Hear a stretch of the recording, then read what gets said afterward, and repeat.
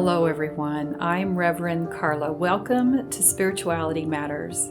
And now I invite you to settle in and let's find that sacred space between here where I am and there where you are. And be reminded that the holy transcends our physical bodies, and our time together is just as sacred and meaningful as if we were sitting beside one another. Okay, let's get started. So today's podcast is titled, What Does Chaos Teach Us? But before we start our podcast series, this is the first in 2021, I want to just take a moment and say hello and welcome to 2021. Happy New Year. But also to let you know that we are a little unconventional now with our recording studio. So as you're very well aware, we are still in the middle of a pandemic, even though we have gone into a new year. And because of that, my staff and I have thought for our own safety, we're going to social distance even more. And right now it's not safe for my incredible podcast team to be all in the same room. So my grandson, all of 12 years old, is now my tech specialist, and he's doing a wonderful job. But we do ask you to offer us a little grace if you hear a little background noise, because we are certainly not in a soundproof room, and I hope that doesn't minimize your experience at all. If anything, I hope it humanizes it as we all just are navigating this once in a lifetime experience around this pandemic and doing what we can to keep each other safe for the coming years. So, my friends, we are standing at a sacred portal, and I pray that you take this opportunity to create intention. It doesn't have to be done on December 31st or even January 1st.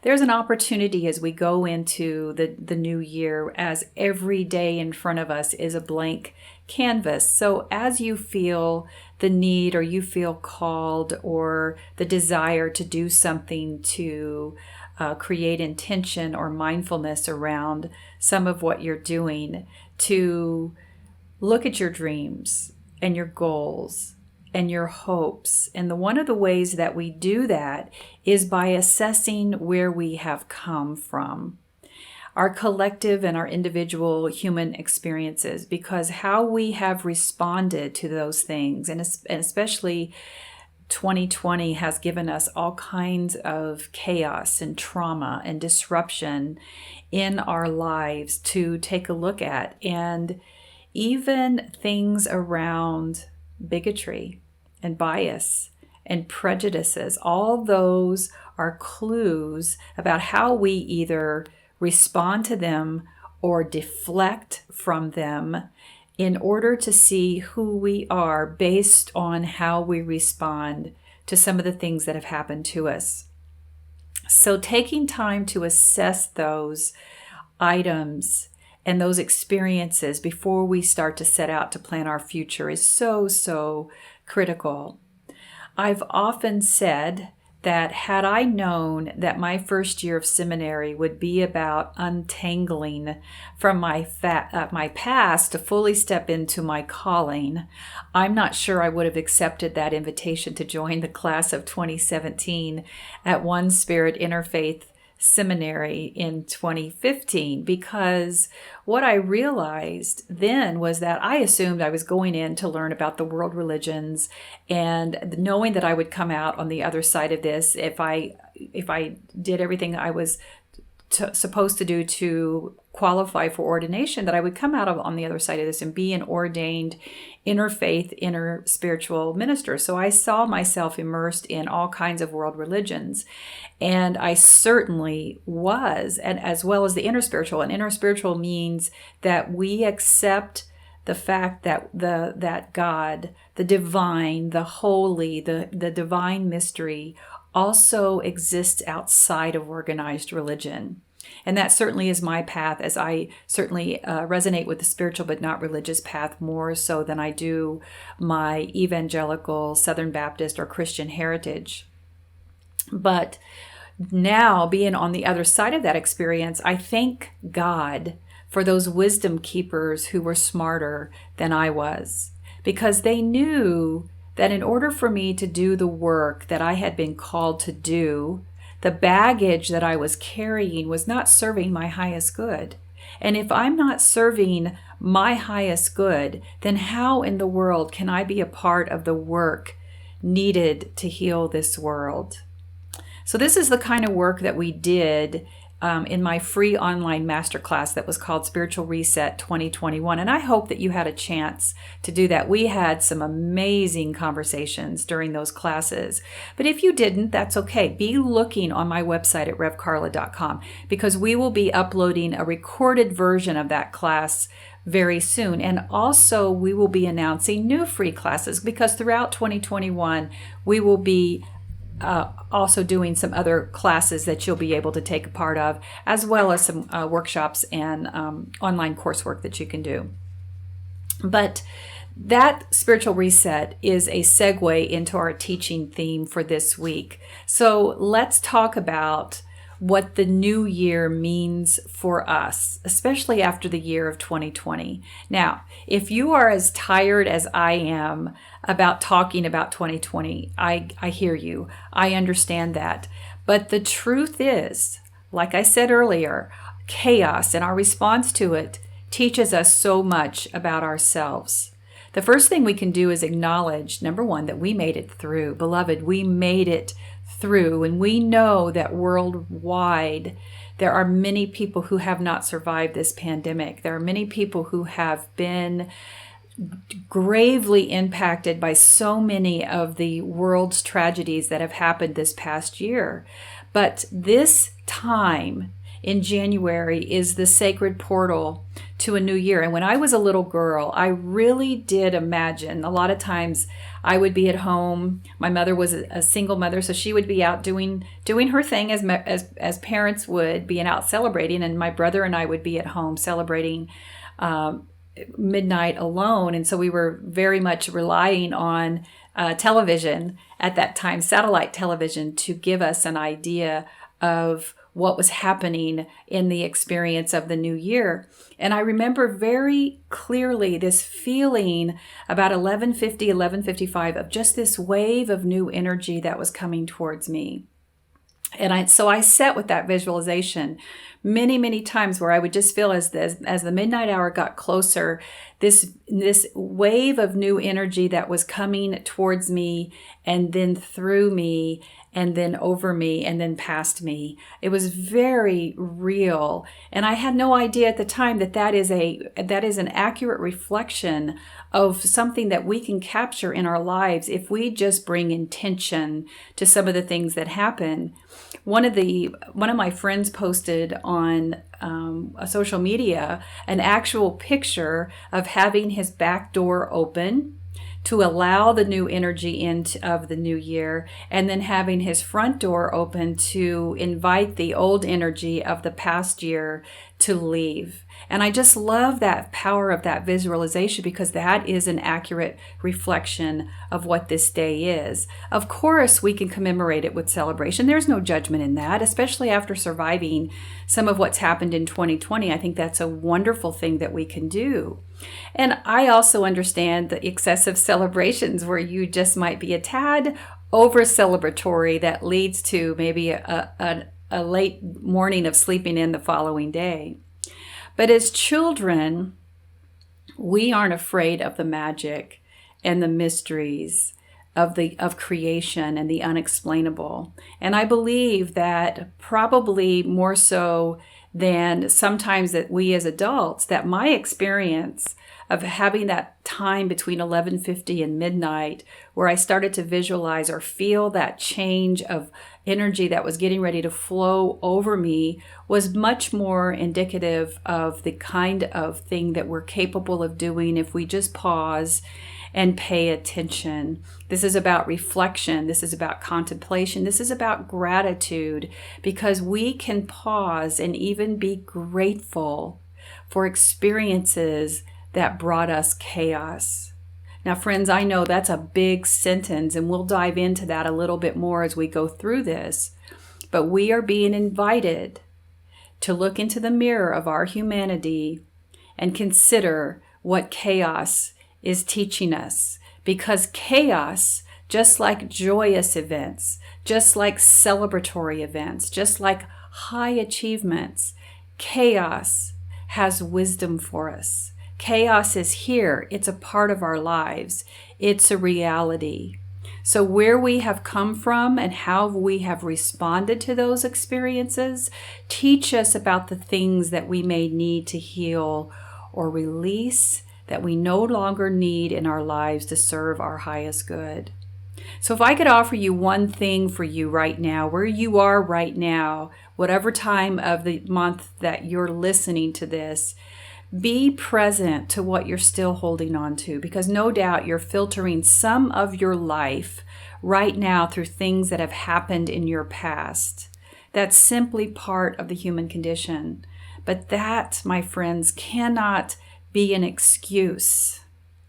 That's something that we have to recognize in ourselves. Are we going to hold on to our past experiences and claim them as a way for us to avoid the healing that we are responsible for doing? Or are we in a comfortable place where we want to stay in a perpetual victim mode? Look what's happened to us. And again, I'm not marginalizing or minimizing anything that's ever happened to you in your life. I know there's loss. I know there's sorrow. I know there are challenges. For years before I moved to teaching on an online platform, I held space as a spiritual care practitioner in private practice. I've sat with you while you've processed your grief. I've heard the stories. I see them now throughout our world and the pain that's suffering. But my friends, if we're here to fully immerse this and enjoy and embrace this physical experience we are having, then it is our responsibility to look at ways where we can heal fully, to step fully into our lives. So we're going to move on now to how we can move into talking about the wisdom of chaos. And as you know, it's no surprise to any of you if you pick up your paper or look at a news app right now, of course, the virus is still here with us. Like I said at the beginning, we're in a makeshift studio right now, will be for some time. Political chaos is still with us, especially here in the United States, because as we just found out, we have many international listeners to my podcast, and I'm so grateful that you're here. And no doubt you also have a window to some of what's happening to us here. And we see across the world that the world and its inhabitants, including animals and the plants, are still hurting. So we're sensible people. We know that even though we have made it through 2020, some of the challenges of 2020 are continuing on into today. So what can we do to shift this observation of what's happened to us into actionable things? And what do I mean by this? Well, this now is us moving into talking about the wisdom of chaos. Because, my friends, birthing is painful. I'm going to say that again. Birthing is painful. If you've ever witnessed a live birth, or you have witnessed the strength and the struggle it takes to push a newborn from the womb. Now, this is true in humans and animals alike. And the infant also endures a tremendous amount of pressure on its body as it is ejected from and moved away from the security of this cocoon of a womb into a whole new environment, into the physical realm. This is the reality of existence, because we know from pain bursts forth glorious life. So just as a mother, and that's any kind of mothering being, whether it's human or animal, birthing her newborn, humanity is birthing a brand new world. As we bear witness to these terrifying and life-changing events that we've been seeing over 2020, we must recognize them for what they can be.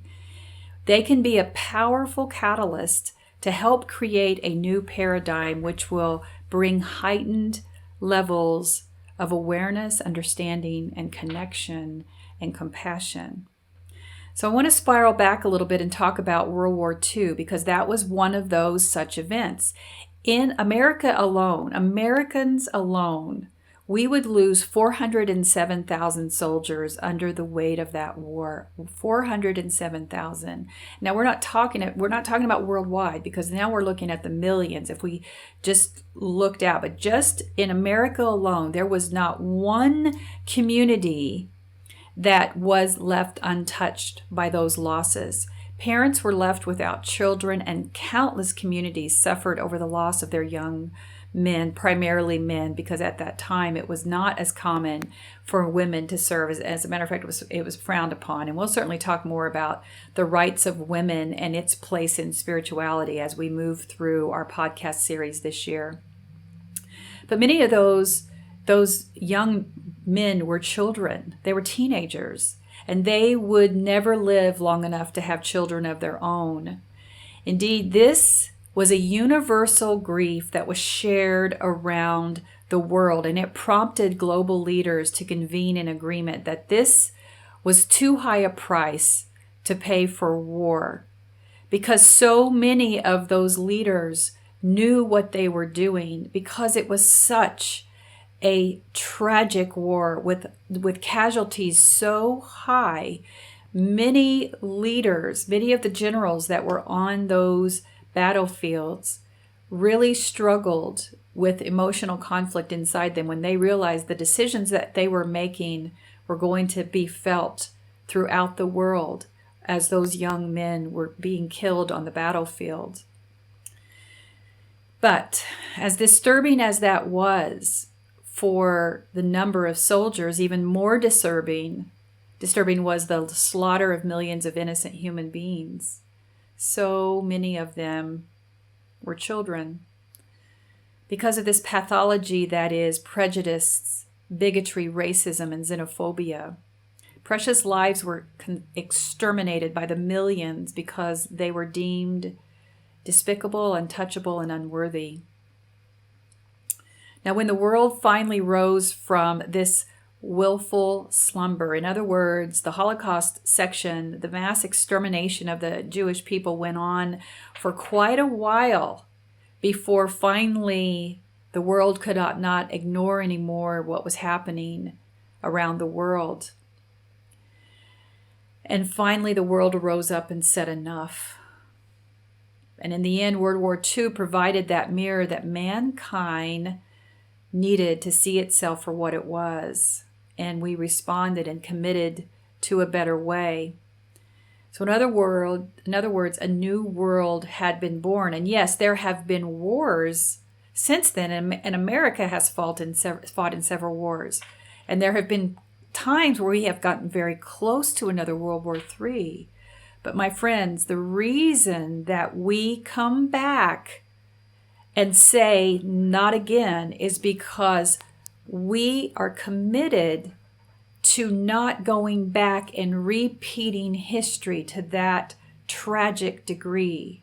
We've come very close. And it is my belief that even here in America, where we are today, in our political climate, we came very close to another xenophobic, homophobic, racist society that was moving us into another dark age of oppression, but we awoke to it. There's still a lot of work that needs to be done, but we're awoke to that and said that when we go to sleep and let our hands off of the steering wheel, we cannot expect political leaders to be our moral compass.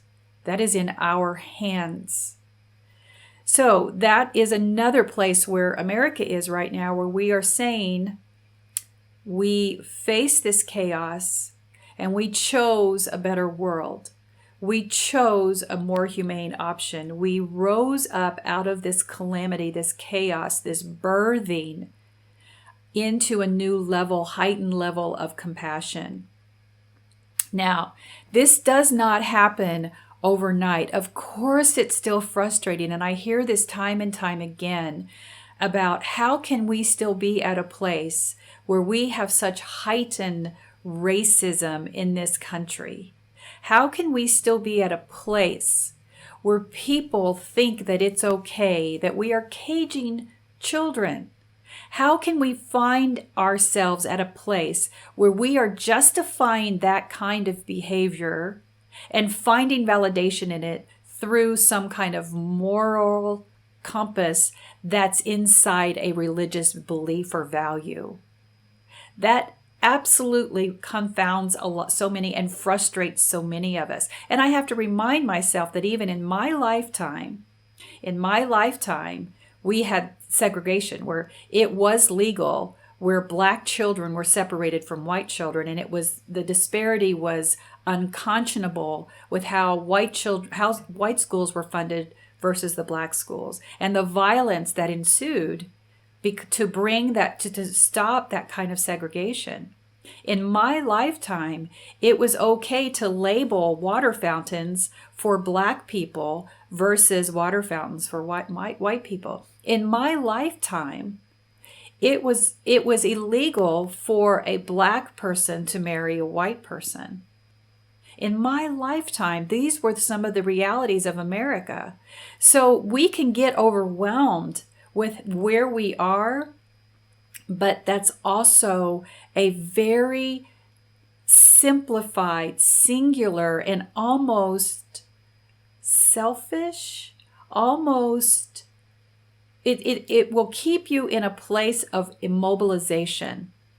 If we look at where we are right now without rising up 60,000 feet and higher and looking at where we've come, because let's be honest, we are no longer tossing children into volcanoes because we're trying to satisfy the angry God that's living in there. We are no longer lining up enslaved humans and auctioning them off like grandmother's estate furniture. And yes, there's places in the area in the world where women's rights are highly marginalized, but here in America and across the world, we can vote, we can work, we can own property. If we can open a checking account without a man's permission, we can. If we're divorcing, we can get the house, we can get the children. Those were things that were not given in the past. So we have to rise up higher and see where we have come. This reminds me of the quote that is often attributed to Dr. Martin Luther King Jr., which is, "The arc of the moral universe is long. The arc of the moral universe is long, but it bends towards justice." And this is very true. And President Obama loved that quote so much that he had it woven into a rug that was in the Oval Office. And I certainly agree with its energy and its intentions. But even that was actually a paraphrase to a sermon that was delivered by an abolitionist minister in 1853 by Minister Theodore Parker. So this quote has a long root in histories, and it's actually from a white minister who was an abolitionist minister. Parker studied at the Harvard Divinity School and eventually became an influential transcendentalist and minister in the Unitarian Church. Way to go, you ministers, who I have so many who are friends here. So here's the sermon that Parker said, where Dr. King got this phrase. Here's what he said, and I quote, "I do not pretend to understand the moral universe. The arc is a long one. My eye reaches but little ways. I cannot calculate the curve and complete the figure by experience of sight. I cannot divine it by conscience. And from what I see, I am sure it bends towards justice." So Dr. King brought that to us in a paraphrase that certainly was powerful. But in the original context, it's also very powerful, my friends. And it also gives you hope. But we cannot stay focused on what's just in front of us, even the year that we've just come from, because that justice is happening. But let me tell you, There is a warning that goes with these kinds of phrases. They don't happen without action. In other words, they are actionable. With the work of our hands and feet, every generation has a responsibility to carry this work forward. So in other words, Dr. King took it to a point. Sadly, his life was cut way short. But at that point, many of us now step into those roles until we hand them off to other generations. So our actions and our words and what we leave, the legacy that we leave, inspires others to continue the work in our footsteps. That's the arc of the justice moving forward, so that we move farther away from the volcano incidents, from the Holocaust, from the civil rights violence. We're moving farther away because we're becoming more aware and more become active in this movement. And let me tell you that we are. You would think by what's happening in this country right now, especially with what is perceived as the divide of how we are. But let me tell you, I'm most assuredly, and we know this by statistics, we are the majority. Those of us who are working for social justice, those of us who are working to end oppression, those of us who agree that misogyny, racism, xenophobia, homophobia, none of that has a place in politics, nor does it should it have a foothold in religion. None of that belongs there. We are the majority. That's been happening a long time as there is a falling away from organized religion and these kinds of beliefs, this rigid dogma that requires that someone be less than in order for you to somehow be sacred. That's simply not true. And that's not the reality. So as we step into this movement and this power, we will start to understand that we're just not as politically connected, but we are becoming more so. As we understand that this has been happening in this political alliance with this kind of bigotry has been happening for years. We saw it with Jerry Falwell and his connections with Ronald Reagan, and I don't want to get on a soapbox about that, but we'll certainly talk about it sometime in the future. But my friends, this is the portal of the new year. This is the energy that we bring to that. We are carrying the collective history of where we've come from. And we're also now seeing how we ourselves just responded to this chaos. That's the gift of chaos. This is the birthing point that we now take into the new year. This is your chance. These are the choices you make now from this point into the new year will set in motion where we're going as a humanity, collective humanity, but also you personally. This is soul work. This is spirituality. There is no difference between the work that you're doing on yourself and your spiritual growth and how you show up. Sacred activism is spiritual. Activism is spiritual. All of that is connected, my friends. We have a choice. Are we going to continue down this road? Are we going to allow history to repeat itself? Are we going to be a part of the collective awakening that says never again? Never again. Happy New Year and blessed be. Okay, my friends, just a couple of announcements before I sign off. If you have not checked out my first online course, please do so. Join us on this journey. This is called Holy in the Everyday. I always say it's 2 years in the making, but it was a lifetime in experiences. My friends, this is not a devotional. Absolutely nothing wrong with devotionals, but this is soul work.